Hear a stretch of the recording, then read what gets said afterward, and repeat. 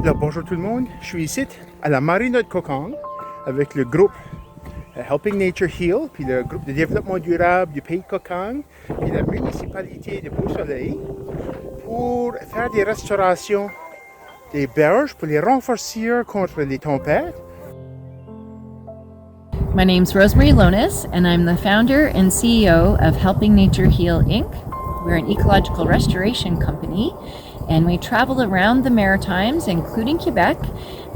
re-establishing nature, taking back nature, replanting,